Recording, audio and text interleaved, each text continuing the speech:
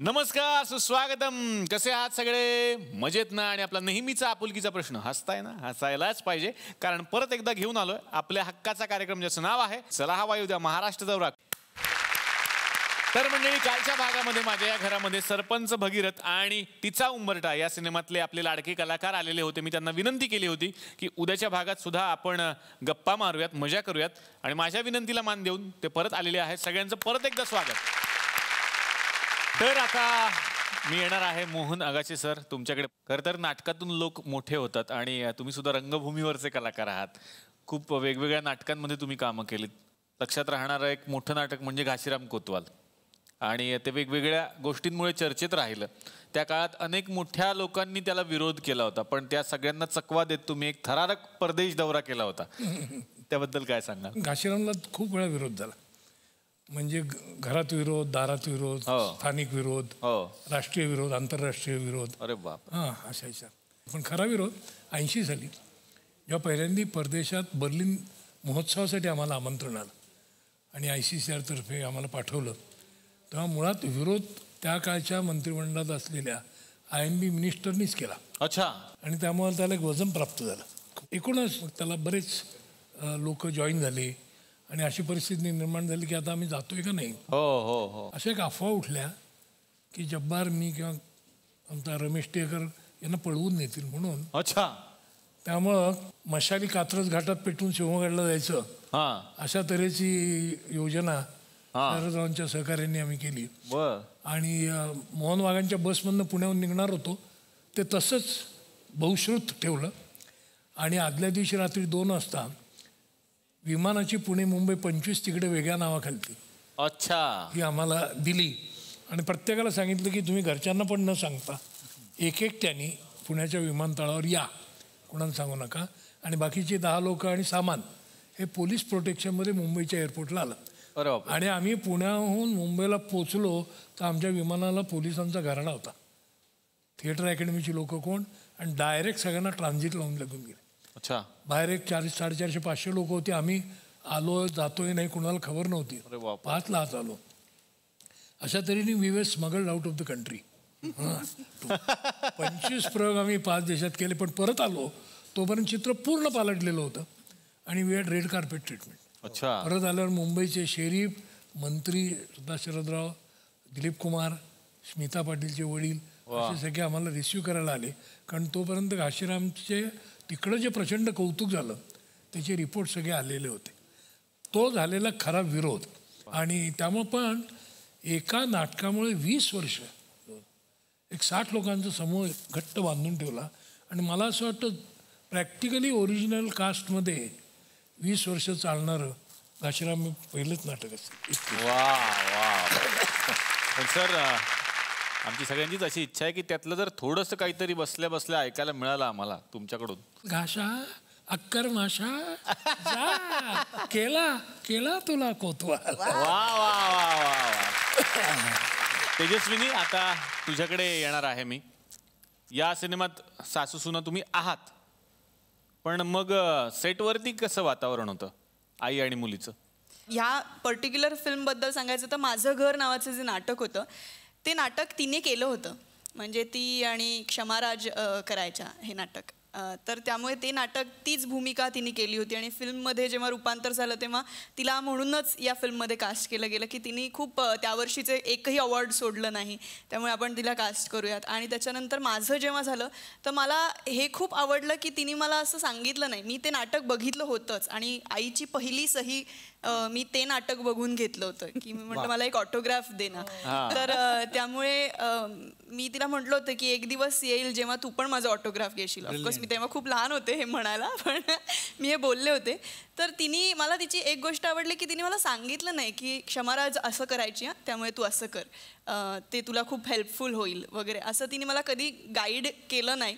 तिने मला मोकळीक दिली एक ॲक्ट्रेस म्हणून. कारण जेव्हा स्क्रीनवरती किंवा कॅमेरासमोर आम्ही जेव्हा एकमेकींच्या समोरासमोर येतो तेव्हा ती कधी ओव्हर पॉवर करत नाही की मी आई आहे किंवा मी एक्सपिरियन्स माझा खूप मोठा आहे तर तू असं करायला शिक. उलट ती खूप वेळेला मी तेजू मी असं करू का असं मला विचारते. तर आज मला या पिढीचं खूप कौतुक वाटतं की ते अजूनही शिकतात. तर खूप छान वाटलं तिच्याबरोबर काम करायला. उत्तराला बगल दिली आहे की सिनेमात सून सासू असं आहे, सेटवर काय आहे, तर सेटवर ही सासू आणि ती सून. वा वा. तर बाकीच्या सगळ्यांबरोबर गप्पा मारायच्या आहेत, त्याआधी जाऊयात एका वेगळ्या कार्यक्रमात. काय आहे ना, आमच्या इकडे गावामध्ये बऱ्याच गोष्टी घडतात. ते काय करतात, हिंदीतले कार्यक्रम बघतात, ते चोरी करतात, मराठीत करतात, आपल्या केबलवरती दाखवतात. गुलकन केबल नेटवर्क असं आमच्याकडे केबल नेटवर्क आहे. तर तिकडे असते आपकी अदालत, आमच्या इकडे असते बाप की अदालत. तर बघूया त्या बाप की अदालत मध्ये आज कुणावरती मुकदमा चालणार आहे.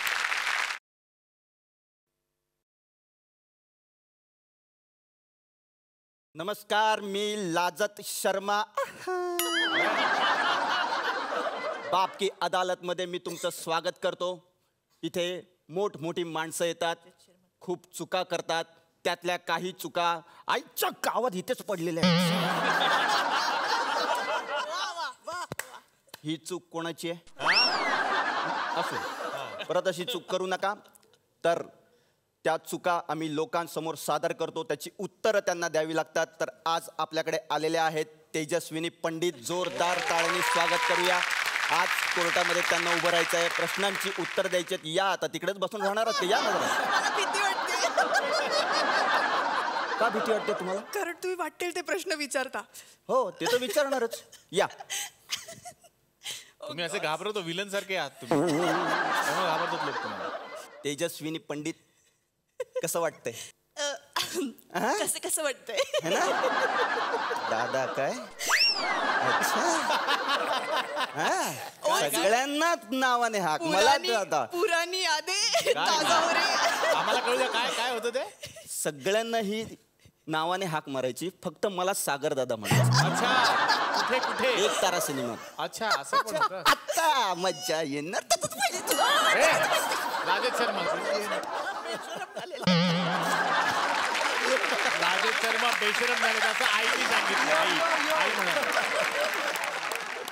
तर तुम्हाला प्रश्न विचारण्यापूर्वी मी जजला इथे बोलवतो. अखिल भारतीय पोत्यात पाय घालून पळारे स्पर्धेचे जज भारत गणेशपुरे. अरे अरे नाही रे, जम्पिंग जॅक. वा वा, आज पूर्ण तयारी.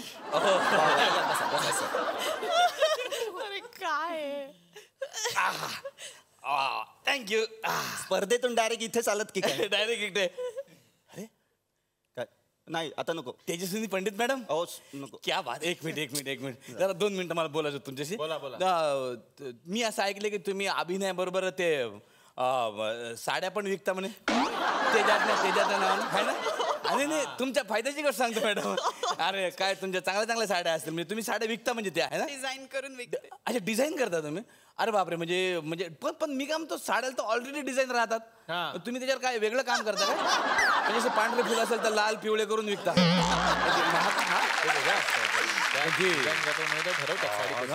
पण ते महाग पडत असेल ती आहे ना?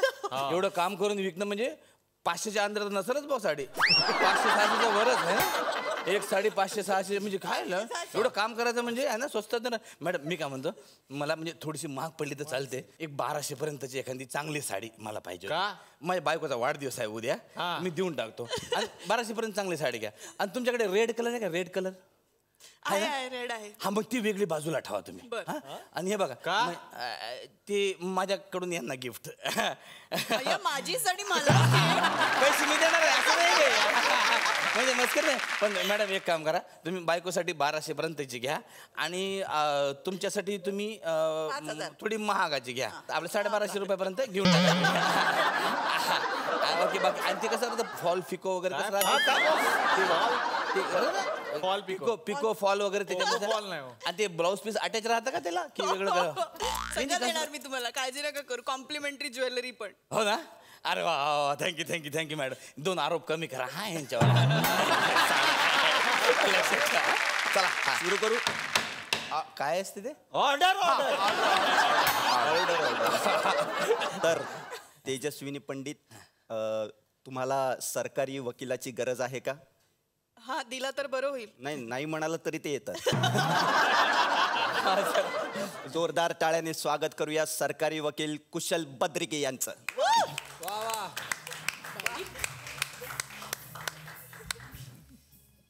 मी तुमचा सरकारी वकील आहे ओके.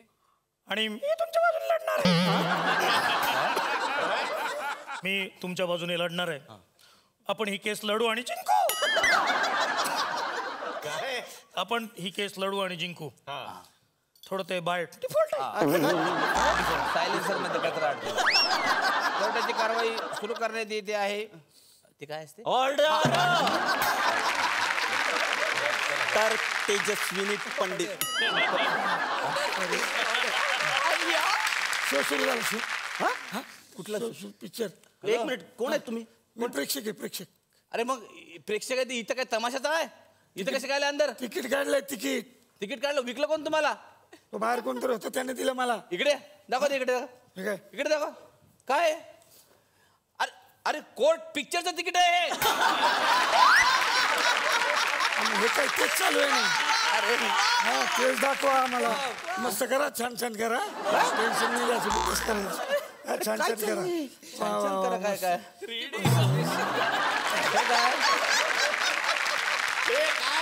हा 3D हे लावलं की असं अंगावर आल्यासारखं वाटतं चित्र.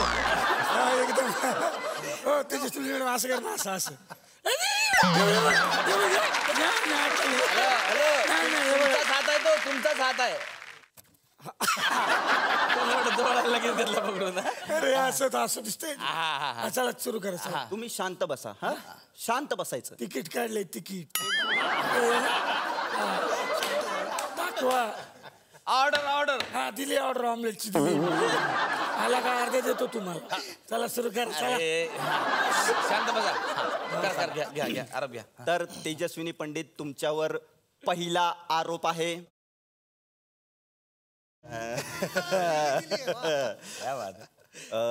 तुम्ही खूप शॉपिंग करता. का करता?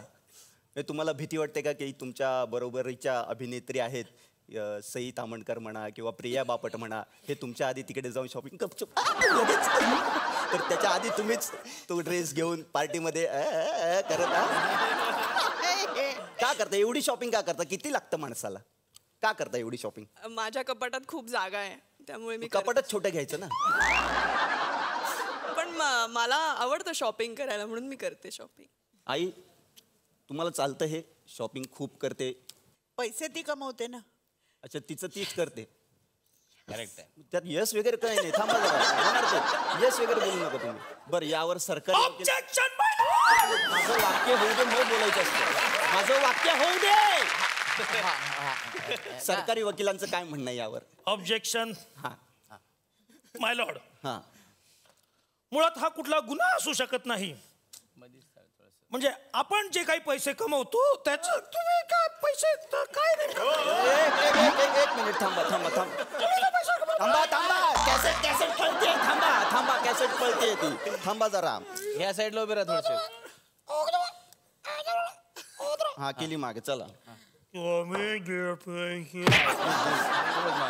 हा मुळात हा कुठल्याही प्रकारचा आरोप होऊ शकत नाही. लय कॉमेडी. एक मिनिट.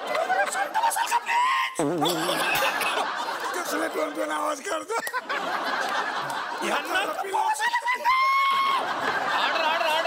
ऑर्डर बसा. शांत बसा तुम्ही.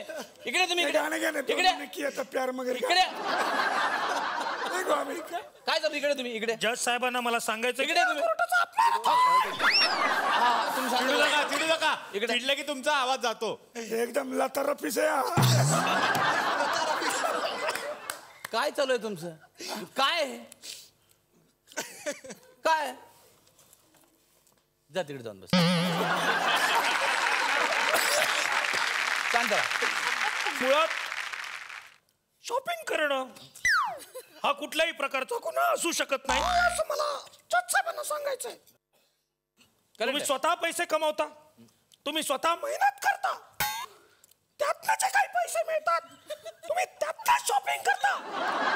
तुम्ही शॉपिंग केली पाहिजे तुम्हाला हे पटतंय का? शॉपिंग केली पाहिजे.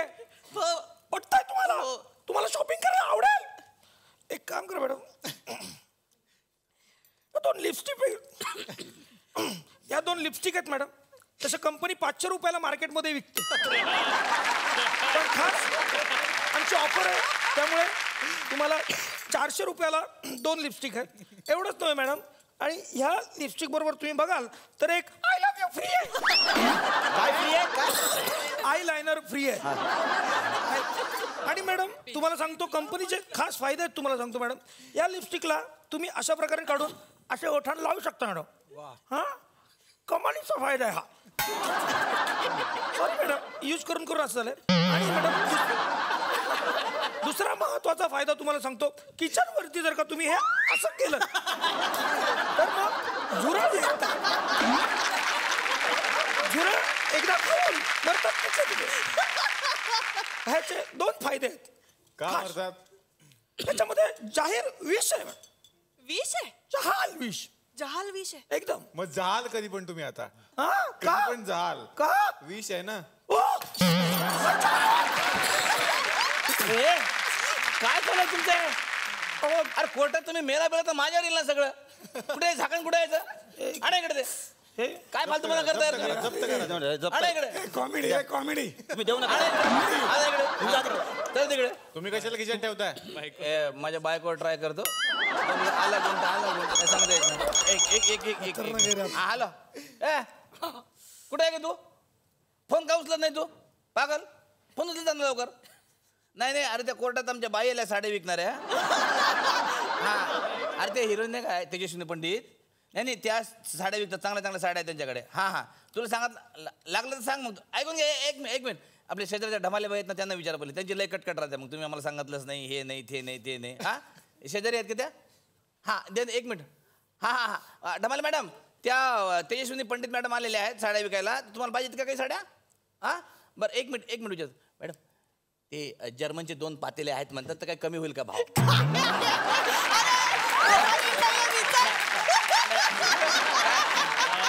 नाही तसं नाही आहे. त्यांचे वेगळे डिझाईनचं राहतं म्हणते. हा स्टीलवर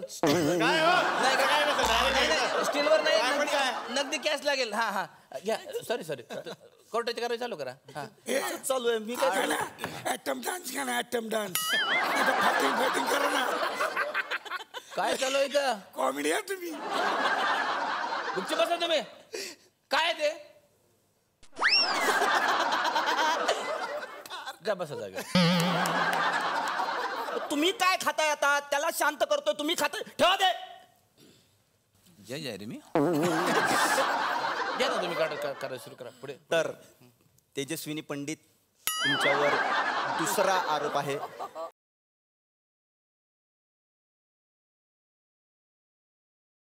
की तुम्ही मैत्रिणींच्या बाबतीत खूप पॉझिटिव्ह आहात. हा तुम्ही जे सांगाल ते त्यांनी करावं अशी तुमची इच्छा असते. नाही केलं तर मग तुम्ही खूप चिडचिड करतात. तुम्ही त्यांच्याशी बोलत नाही 2-2, 3-3 महिने. मला माहिती आहे कोणी पोहोचवलंय तुमच्यापर्यंत. पण पोचलंय आता ते पुढे आता. हा तर असं का? कारण माझं खूप प्रेम आहे माझ्या मैत्रिणींवर. म्हणून बोलायचं नाही. ते लाडीकर राग असतो तो सगळा. मला त्यांनी येऊन मनवावं अशी माझी इच्छा असते. मग त्या मैत्रिणी पण तशाच वागतात तुमच्याशी? त्या अजून तुझड्यासारख्या वागतात. म्हणजे काय करतात? त्या अजून आम्हाला जळवण्यासाठी त्यांच्या मैत्रिणींना भेटतात आणि त्यांच्यावरचे सेल्फीज आम्हाला पाठवतात. मग त्यानंतर पुन्हा 6 महिने तुम्ही त्यांच्याशी बोलत नाही. माझं वर्षातून कितीदा बोलतात तुम्ही? 1-2दा. हळू आधीच गेलंय ते. हा कॉमेडी रे. तिकीट काढलं तिकीट. मुळात आरोप कोणी केलाय? हा आरोप तुमच्याच एका मैत्रिणीने केलाय. आमची फार चांगली अभिनेत्री. जोरदार टाळ्यांनी स्वागत करूया श्रेया बुगडे यांचं.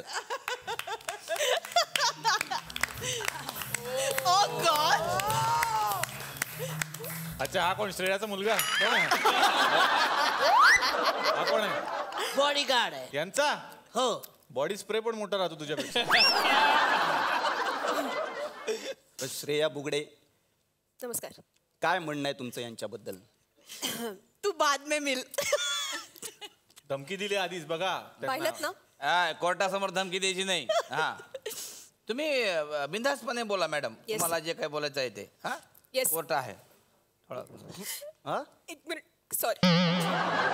एक मिनिट, हे तिचं नेहमीच आहे. नाही, इमोशनल टचिंग मोमेंट. बॉडीगार्ड आहे मी. हा त्यांना बॉ करा. सिरियस मोमेंट आहे मॅडम. बोला बोला बोला मॅडम.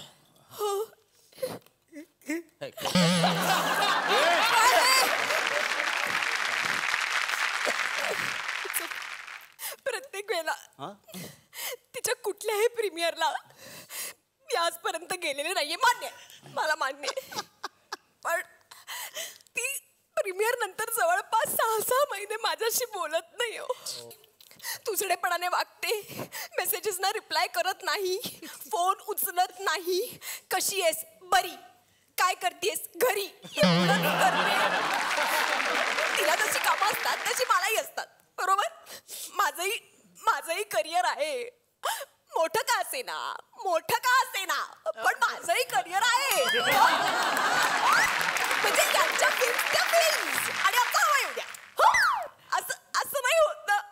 म्हणजे तिच्या कुठल्याही पार्टीला मी गेले नाही की ती त्याच्यानंतर 3 महिने माझ्याशी बोलत नाही. 3 आणि 6, 9 महिने. ती बोलत नाही. त्यामुळे माझा मुळातच ह्या गोष्टीवर आक्षेप आहे आणि हा माझा आरोप आहे म्हणजे आहे. त्यामुळे तुम्ही तिला शिक्षा द्या. मला नाही माहिती. जज रडू नका. जज अरे तुम्ही सर हे काय चुकी सॉरी तेजू. मला हे सगळं 4 चौघात करायचं नव्हतं, पण तुम्हाला भाग पाडलंच. सॉरी. यावर मला काय कदाचित याच्यानंतर सुद्धा या एपिसोड नंतर ती माझ्याशी बोलणार नाही कदाचित. ठीक आहे. एवढा हे सगळं फार भयानक आहे. मला आजपर्यंत कोर्टामध्ये अशी केस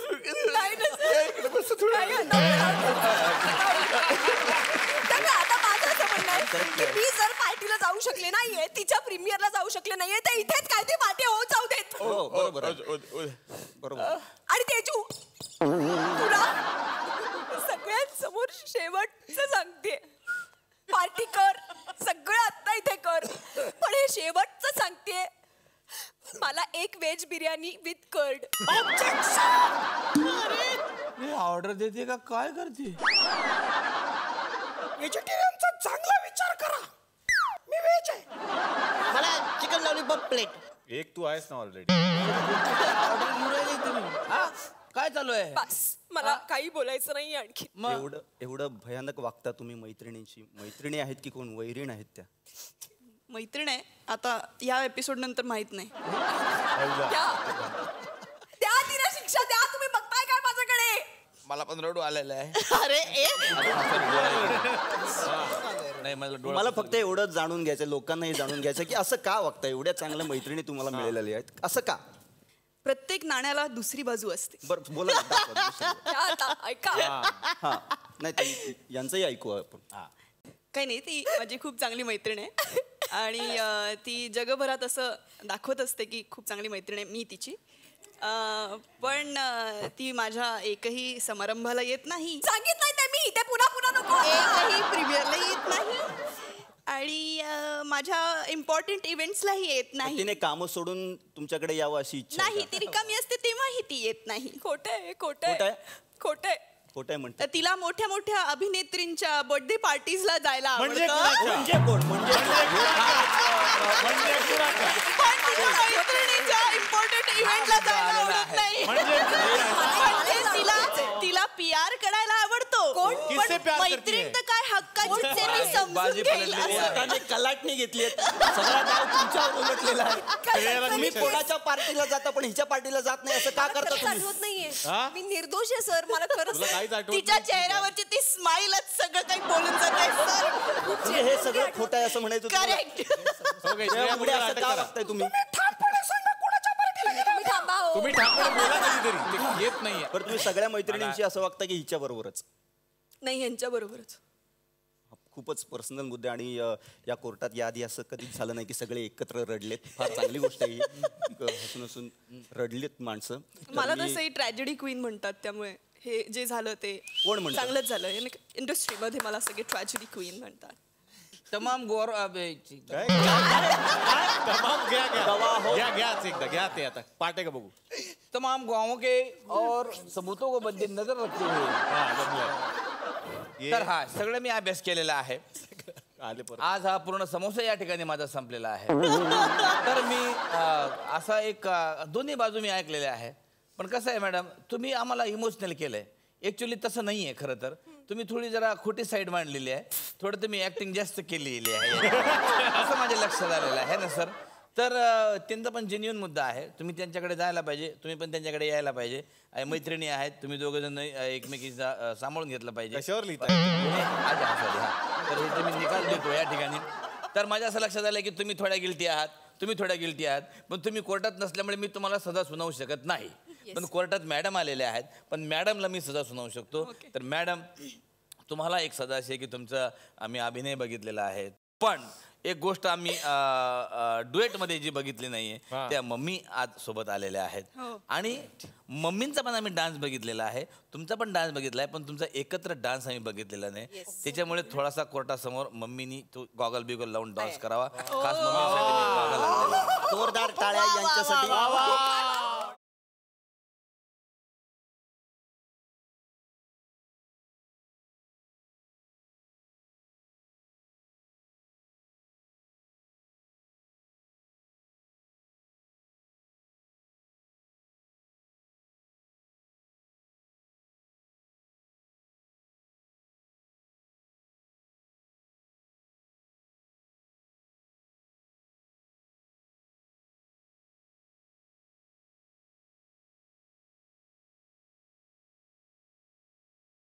छान वाटलं तेजस्विनी, तू आमच्या कोर्टामध्ये आलीस आणि कालच्या भागात आजच्या भागात आमच्या बरोबर होतीस.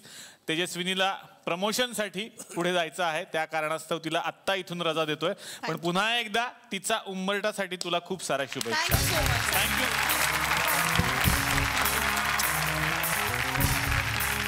वीणा, तुझ्याकडे येणार आहे आता. तू वेगवेगळ्या भूमिका करतेस, पण अशी कुठली भूमिका आहे जी करायची इच्छा आहे तुझी?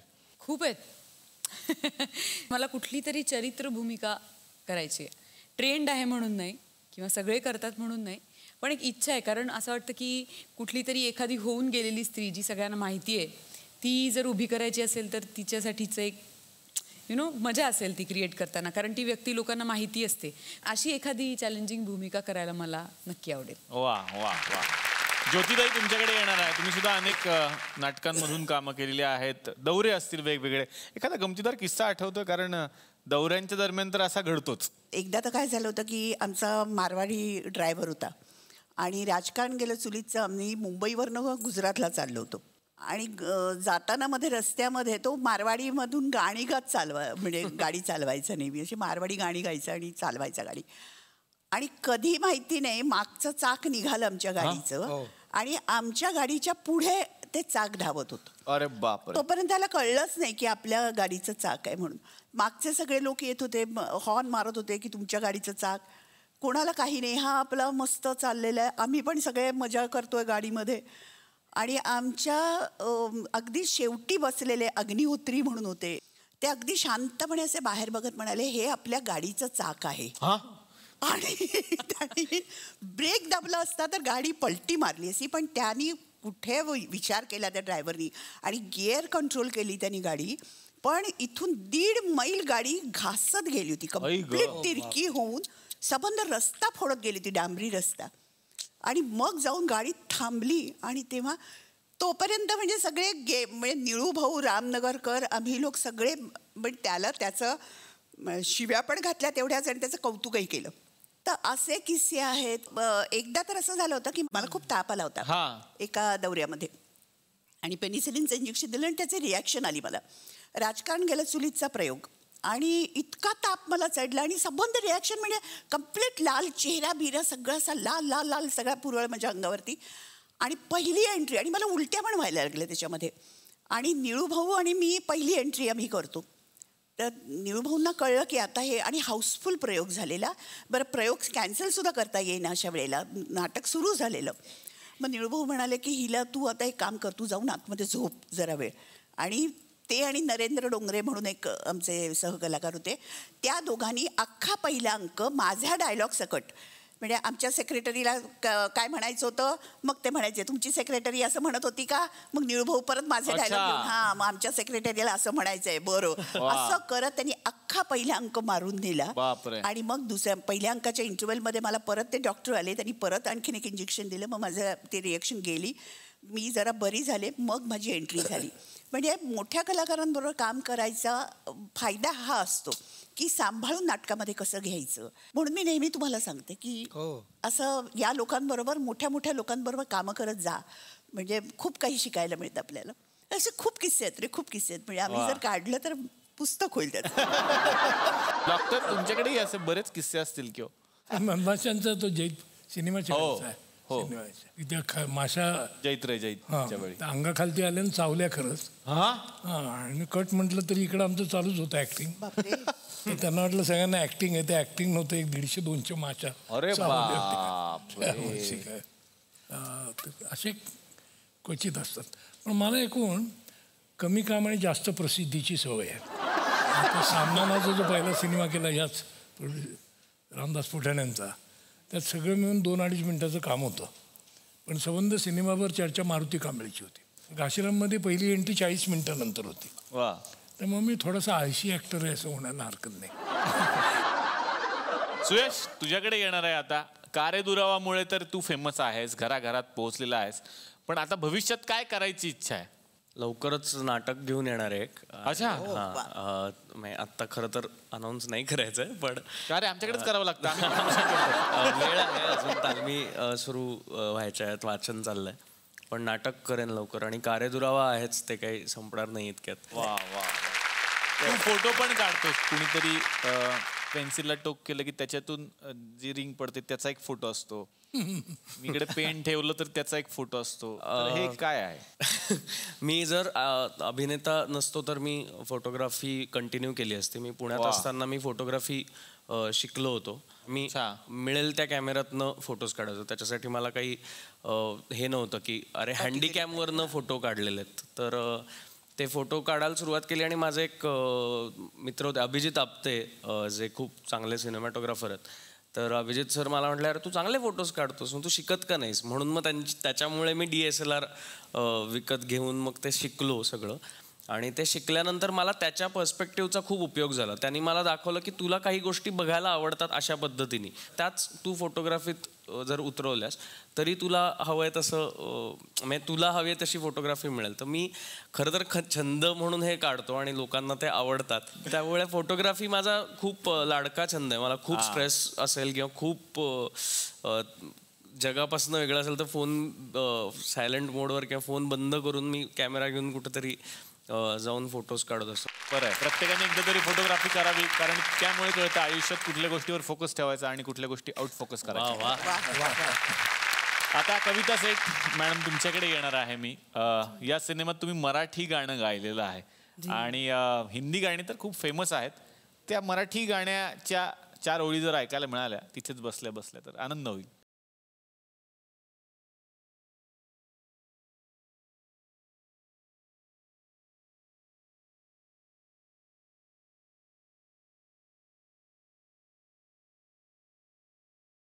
This is the song I sang for the film. वा वा वा.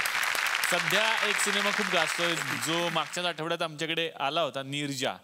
त्यानिमित्तानं सोनमजी पण आल्या होत्या आणि खूप एन्जॉय केला त्यांनी शो. आणि त्यातलं तुमचं गाणं पण खूप गाजतंय, त्याबद्दल काय सांगाल? मुझे बहुत अच्छा लगा ये जो सॉन्ग मुझे राम मधवानी जी ने दिया, और ख़ास तौर से कि जो इसकी पोइट्री है प्रसून जोशी जी ने जो लिखा है, इट्स ब्रिलियंट. और ऐसी पोइट्री मुझे लगता है कि जो भी अच्छे थोड़ा सा थॉटफुल सिंगर्स हैं वो वेट करते हैं कि ऐसा कुछ उनको गाने का मौका मिले. तो मैं शुक्रगुजार हूँ राम मधवानी का, प्रसून जोशी का, और जो एक न्यू कमर विशाल खुराना जो म्यूज़िक डायरेक्टर आए हैं, बहुत बेहतरीन उन्होंने कंपोज किया है सिचुएशन के हिसाब से. तो I am just sharing few lines विद यू.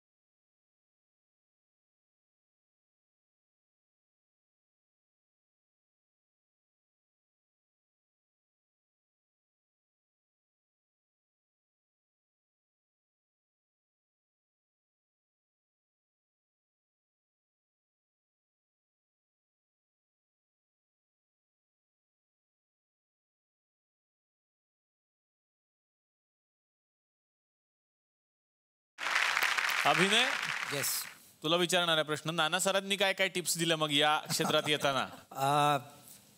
खरं सांगायचं तर नाना सरांना त्यांनी टिप्स द्यायची काय गरजच नाही आहेत.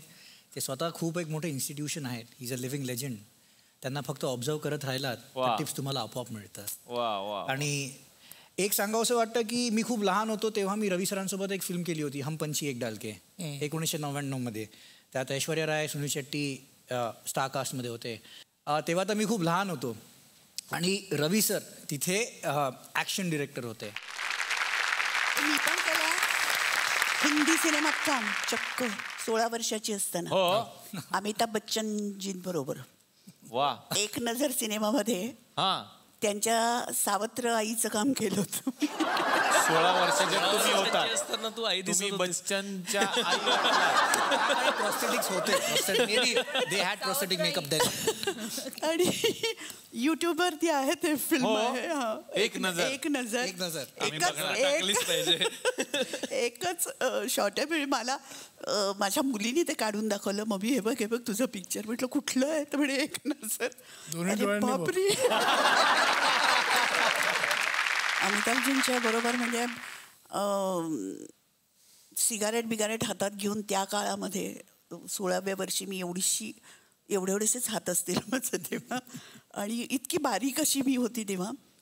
आणि त्यांना तर तेव्हा ते लंबू म्हणायचे. म्हणजे तेव्हा अमिताभजी एवढे मोठे म्हणजे खूप आले होते त्यांचे पिक्चर्स बऱ्यापैकी, पण आत्ता इतके मोठे नव्हते ते. त्यामुळे त्यांना माहिती नाही, पण कधी भेटले तर नक्की सांगावं असं वाटेल. तर तो एक या निमित्ताने इथे मी सांगितलं आता की ही गोष्ट त्यांच्यापर्यंत तुमच्या कार्यक्रमा थ्रू नक्की पोहोचेल. नक्की ते रेग्युलर बघत असतील. नक्कीच बघत असणार. त्यांनी सांगितलं होतं मागे की मला आवडतो म्हणून तुमचा हवा येऊ द्या. सांगितलं होता. पुढचा एपिसोड अमिताभ बच्चन यांच्यासोबत. आणि आता या मंचावरती मी आमंत्रित करणार आहे सरपंच भागीरथ या सिनेमाचे दिग्दर्शक रामदास फुटाणे यांना.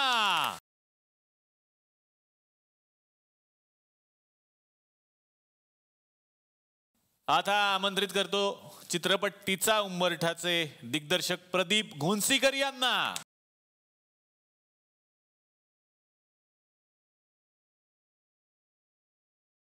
आणि आमंत्रित करूयात सरपंच भगीरथ या सिनेमाचे निर्माते शिवकुमार लाड यांना.